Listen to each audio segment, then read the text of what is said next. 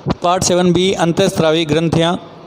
इससे पहले part 7A में हमने पढ़ा था अंतःस्रावी तंत्र के बारे में, उसकी परिभाषा, उसके हार्मोन प्रोडक्ट के बारे में और उसकी आवश्यकता क्यों होती है, और साथ में तंत्रिका तंत्र के साथ अंतर। आज हम पढ़ेंगे अंतःस्रावी ग्रंथियाँ, उनके नाम कौन कौन सी होती है, कहाँ होती है, उनकी स्थितियाँ और उनके हार्मोन कौन से स्रावित होते हैं और उनके कार्य क्या होते हैं, उनके बारे में। तो चलिए शुरू करें। सबसे पहले बात करते हैं हाइपोथैलेमस ग्रंथि की। सबसे पहले इसलिए इसकी बात करते हैं क्योंकि इसे कहते हैं मास्टर ऑफ मास्टर ग्रंथि। देखिए, पहले आपने कभी नाम सुना होगा पीयूष ग्रंथि के बारे में, जिसे मास्टर ग्रंथि कहा जाता है क्योंकि वह अन्य सभी ग्रंथियों का नियंत्रण करती है, कंट्रोल करती है, इसलिए इसे मास्टर ग्रंथि कहते हैं। और हाइपोथैलेमस ग्रंथि को मास्टर ऑफ मास्टर ग्रंथि इसलिए कहते हैं क्योंकि हाइपोथैलेमस ग्रंथि पीयूष ग्रंथि के द्वारा स्रावित हार्मोनों और उसके कार्यों का नियंत्रण और प्रेरक करती है। अर्थात पीयूष ग्रंथि को कंट्रोल या नियंत्रण करती है हाइपोथैलेमस, इसलिए इसे मास्टर ऑफ मास्टर ग्रंथि कहते हैं। स्थिति हाइपोथैलेमस तंत्रिका तंत्र के एक भाग में हमने पढ़ा था कि अग्र मस्तिष्क का ही एक भाग होता है हाइपोथैलेमस, अर्थात हाइपोथैलेमस अंग भी है और ग्रंथि भी। इसी तरह से एक ग्रंथि अग्नाशय भी है जो अंग भी होगा और ग्रंथि भी, और वृषण और अंडाशय ये भी बहिस्राव और अंतःस्राव प्रकार की मिश्रित ग्रंथियों में आते हैं जो अंग भी हैं और ग्रंथि का कार्य भी करते हैं।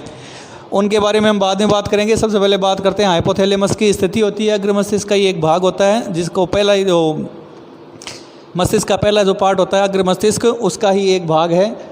दो प्रकार के हार्मोनों का निर्माण करता है, स्रावण करता है। पहला तो है मोचक अर्थात प्रेरित करने वाला, और दूसरा है निरोधी यानी कि कंट्रोल नियंत्रित करने वाला। किन को नियंत्रित करते हैं उनके बारे में जैसे मैंने पहले कहा था, फिर से ध्यान से सुने। मोचक हार्मोन जो होते हैं वो पीयूष ग्रंथि के हार्मोनों को स्रावण को प्रेरित करते हैं। मोचक हार्मोन पीयूष ग्रंथि के हार्मोनों का प्रेरण या उन्हें प्रेरित करने का कार्य करते हैं, स्रावित करने का कार्य करते हैं। जबकि निरोधी हार्मोन जो होते हैं वो उन्हीं पीयूष ग्रंथि के हार्मोनों का नियंत्रण भी करते हैं, ज़्यादा न हो इसलिए उन्हें कंट्रोल करते हैं और स्टार्ट भी यही करते हैं। इस प्रकार हाइपोथैलेमस दो प्रकार के हार्मोन स्रावित करती है, एक तो मोचक यानी स्रावित करने के लिए और एक कंट्रोल करने के लिए यानी नियंत्रण करने के लिए। दूसरा है पीयूष ग्रंथि, जिसे वृद्धि ग्रंथि भी कहा जाता है, मास्टर ग्रंथि भी कहा जाता है। हमारे शरीर की लंबाई बढ़ना कम रहना इसी पे डिपेंड करता है, पीयूष ग्रंथि पे ही। होती कहाँ है, हाइपोथैलेमस से जुड़ी हुई होती है, अर्थात अग्र मस्तिष्क में ही एक मटर के दाने जैसी स्थिति होती है इसकी, यानी कि मटर के दाने के समान ही ये ग्रंथि होती है, छोटी सी। दो भाग होते हैं इसके मुख्य। एक होता है अग्र पीयूष ग्रंथि यानी कि पिट्यूटरी ग्रंथि जिसे कहते हैं, पिट्यूटरी ग्लैंड जिसे कहते हैं। अग्र भाग यानी कि एडिनोहाइपोफाइसिस नाम है इसका। अग्रभाग एडिनोहाइपोफाइसिस।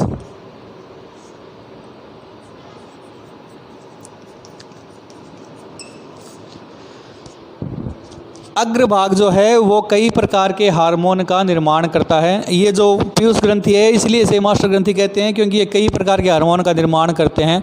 इसके बाद में आने वाली ग्रंथियां जो है वो लगभग एक या दो हार्मोन का निर्माण करती है, इसलिए ज़्यादा याद रखने की उनको रटने की ज़रूरत नहीं होती। तो इसे ध्यान से देखें, दो भाग होते हैं पीयूष ग्रंथि के, एक अग्र और एक पश्च। अग्र को कहते हैं एडिनोहाइपोफाइसिस और पश्च को कहते हैं न्यूरोहाइपोफाइसिस। तो पहले बात करते हैं एडिनोहाइपोफाइसिस यानी अग्रभाग की। अग्रभाग में वृद्धि हार्मोन स्रावित होता है जो हमारे शरीर की लंबाई को घटाता या बढ़ाता है, जिसे कहते हैं सोमेटोट्रोपिन। सीधा सा ऐसा भी पूछा जा सकता है कि वृद्धि हार्मोन का नाम लिखें तो भी आपको याद रखना है सोमेटोट्रोपिन। दूसरा है TSH थायराइड स्टिमुलेट हार्मोन अर्थात थायराइड प्रेरक हार्मोन।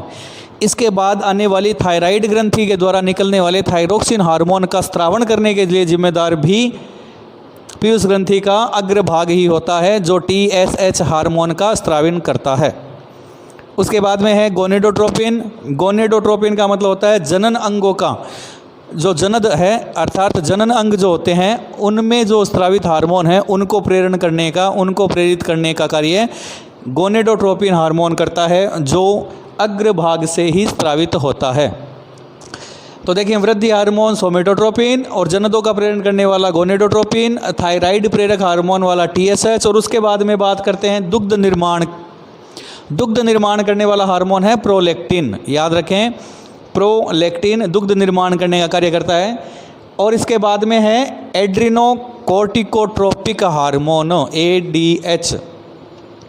एड्रिनोकोर्टिकोट्रोपिक हार्मोन नाम से पता चलता है। आगे आएगी एक ग्रंथि एड्रिनल ग्रंथि, जिसका स्रावण भी इसके पीयूष ग्रंथि के अग्रभाग द्वारा ही होता है।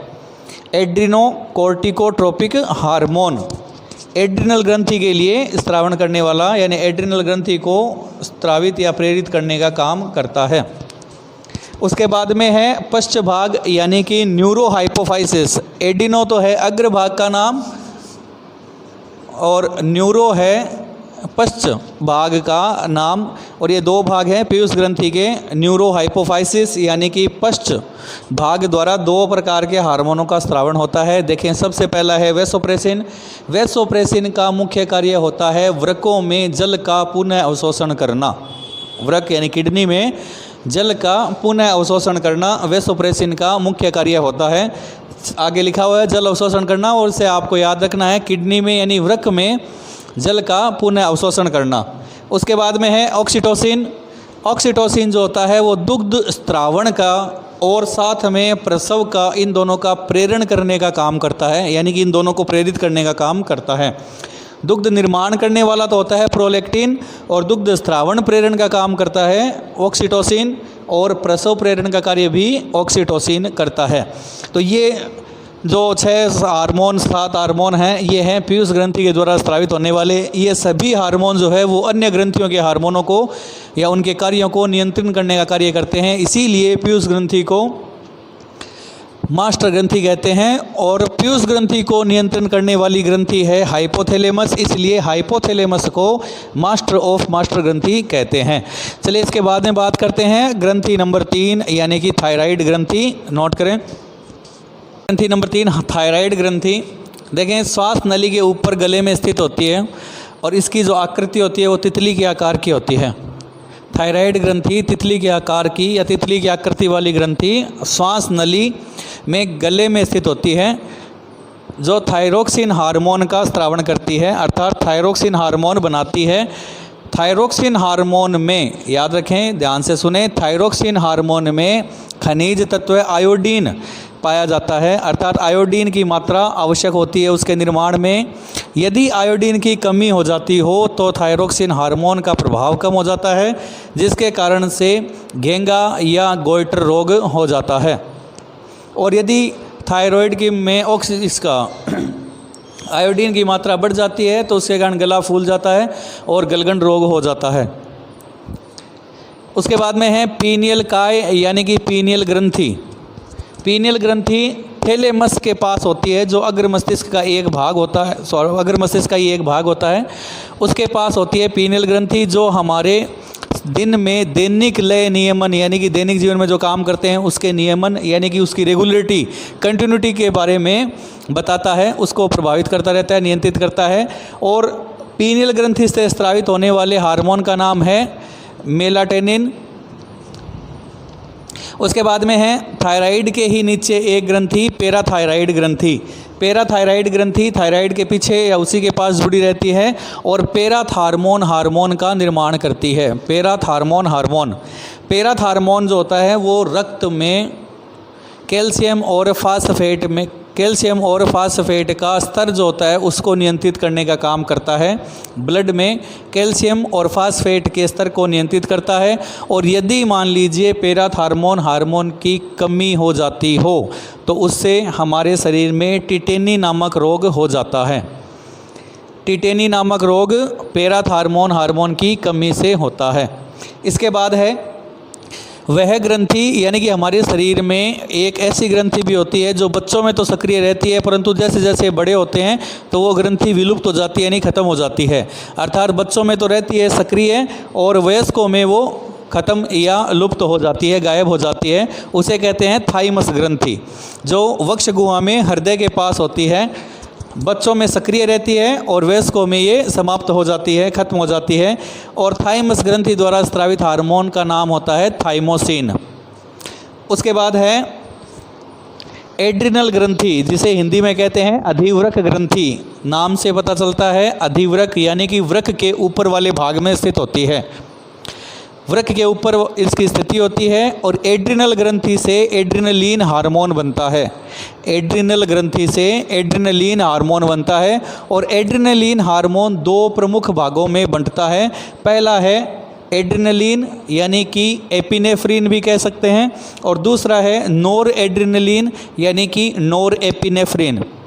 एड्रिनलिन या एपिनेफ्रिन कार्य होता है हमारे शरीर में धड़कन का दर यानी कि हृदय की धड़कन दर बढ़ाना, श्वसन दर बढ़ाना, रक्तचाप बढ़ाना यानी कि बीपी का बढ़ाना।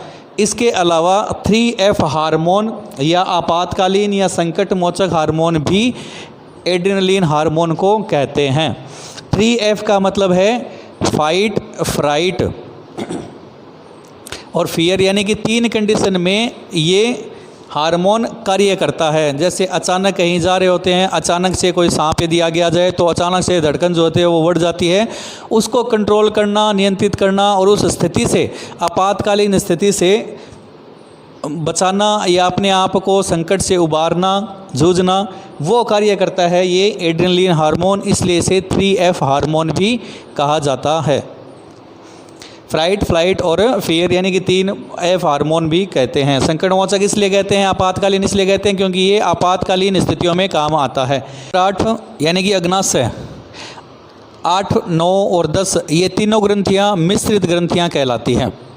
मिश्रित ग्रंथियाँ जिनका मतलब होता है कि जो दोनों भागों से स्रावित करती है, अर्थात अंतःभाग भी और बहिस्त्राव यानी कि अंतःस्राव और बहिस्त्राव, या अंग और ग्रंथि दोनों होती हैं। देखें, अग्नाशय मानव में पाचन तंत्र का एक प्रमुख अंग है। अमाशय व ग्रहणी के बीच जो तिल्ली होती है यानी पित्त जो होती है उसके उस स्थान में ये रहता है, उसके पास ये रहता है। वैसे मुख्य स्थान इसका अमाशय व ग्रहणी के बीच में ही है। अंग भी है और ग्रंथि भी है, इसलिए मिश्रित ग्रंथि है। और दोनों कार्य करते हैं अंतःस्राव का यानी कि शरीर के आंतरिक भाग में भी स्त्रावण करते हैं और बहिर्भाग में यानी कि बाहर भी स्त्रावण करते हैं। देखें, आंतरिक स्त्रावण की बात करते हैं तो सबसे पहले अग्नाशय जो होता है वो पाचक रसों यानी कि एंजाइमों का स्त्रावण करने का काम करता है। अंतर यानी आंतरिक भाग में पाचक रस जिसे हम एंजाइम कहते हैं उनका स्त्रावण करता है, जबकि बहिर्भाग में अग्नाशय में छोटी छोटी कोशिकाओं का समूह होता है जिन्हें हम कहते हैं लैंगरहैंस द्वीप समूह कोशिका। लैंगरहैंस द्वीप समूह कोशिका, जिनके द्वारा 2 प्रकार के हार्मोन का स्रावण किया जाता है बहिर्भाग द्वारा, एक तो इंसुलिन और एक ग्लूकागोन। इंसुलिन की कमी से मधुमेह है यानी कि डायबिटीज़ रोग हो जाता है। उसके बाद में है वृषण। देखें, वृषण यानी कि टेटिस भी जो होता है वो भी 2 भागों यानी कि 2 प्रकार का कार्य करता है, अंतःस्रावण का भी और बहिस्त्रावण का भी, इसलिए इसे भी मिश्रित ग्रंथि कहते हैं। अंग भी है और ग्रंथि भी है। आंतरिक भाग में जो ये आंतरिक स्रावण जो करता है उसके रूप में हम बात करते हैं तो देखें, टेस्टोस्टेरोन हार्मोन का स्रावण करता है ये बाह्य भाग में, और आंतरिक रूप से शुक्राणुओं का निर्माण करने का कार्य भी करता है। उदर गुहा के बाहर वृषण कोश में स्थित होता है जो शरीर का तापमान निश्चित या नियंत्रित करने का कार्य भी करता है। इसके अलावा जनन तंत्र में हमने इनके बारे में विस्तार से पढ़ा है, वृषण और अंडाशय के बारे में, तो आप वहाँ जाकर भी पढ़ सकते हैं। तो उदर गुहा के बाहर वृषण कोश में स्थित होने वाले वृषण टेस्टोस्टेरोन हार्मोन का स्रावण करते हैं बहिर्रूप से, और आंतरिक रूप से शुक्राणुओं का निर्माण करने का कार्य भी करते हैं। उसके बाद में है अंडाशय। अंडाशय उदर गुहा में अंदर यानी उदर गुहा के अंदर गर्भाशय के दोनों ओर स्थित होती है, जो कि अंतःस्राव के रूप में अंडाणुओं का निर्माण करती है, जबकि बहिस्त्राव के रूप में या बाहर के उत्सर्जन के रूप में प्रोजेस्टेरोन व एस्ट्रोजन नामक हार्मोन बनाती है या उनका स्रावण करती है। तो ये थे आज के विषय के बारे में, यानी कि अंतःस्रावी ग्रंथियाँ होती कहाँ हैं, कौन कौन सी होती है और उनके हार्मोन क्या हैं और उनके कार्य क्या होते हैं उनके बारे में। उम्मीद है समझ में आया होगा। नहीं समझ आया तो दोबारा पढ़ें, नहीं आए तो पूछें, कमेंट करें। कोई सुझाव या शिकायत हो तो कमेंट करें। आज के लिए इतना ही, मिलते हैं फिर एक किसी नए वीडियो के साथ। धन्यवाद।